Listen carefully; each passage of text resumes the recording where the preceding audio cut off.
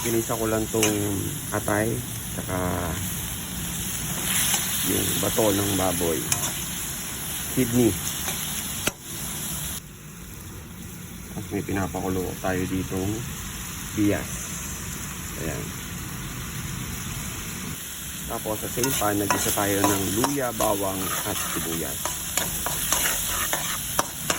After natin masangkot siya, yung mga aromatics, lagyan na natin yung pork casing natin. So ayan, after natin magisa, nag-iba na yung kulay ng pork casing natin. Maglagay na tayo ng pampalasa. Lagay tayo ng paminta. At timpla natin ng patis.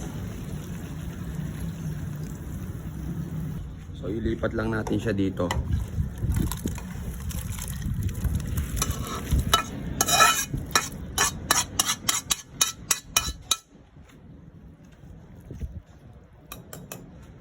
Hintayin na lang natin yan lumambot. Pakuluan natin for 40 to 45 minutes. Then ibalik na natin tong atay saka yung kidney.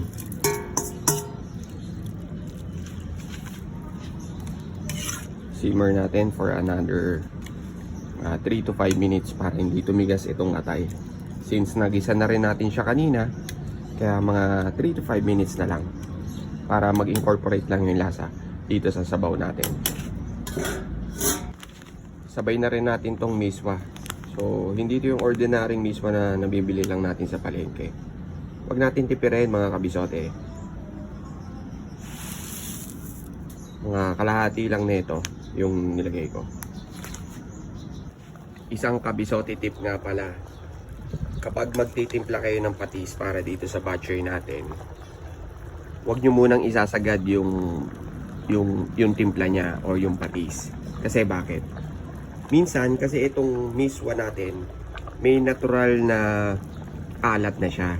Pati yung dugo ng baboy na ilalagay natin sa dulo, may natural na alat na siya. So pagka sumobra ka sa panimpla na patis, aalat itong batchoy natin. So sayang naman kasi magbabanto ka ng tubig, mababawasan na yung lasa mismo nung pinaggisa natin kanina. Madali lang naman mga kabisote na magdagdag kaysa magbawas. Tandaan niyo yan sa pagluluto, mas madaling magdagdag kaysa sa magbawas. Sana nakatulong sa inyo yun, mga kabisote. Tingnan ninyo mga kabisote, yung miswa natin, hindi siya yung regular na miswa na nabibili sa palengke. Kaya maganda yung itsura niya, hindi siya nalalabog ng gusto. Iligay na rin natin yung pinchay natin. Yan. Ito na yung pampinali natin. Lagay na natin yung dugo. Tsaka itong siling panigang. Hayaan mo na lang siyang maluto ng mga 1 minute siguro kabisote at ayos na yan. Pasintabi lang po sa mga hindi kumakain ng dugo. Pwede rin naman po ninyong i-skip yan kung ayaw po ninyo nung merong dugo ng baboy.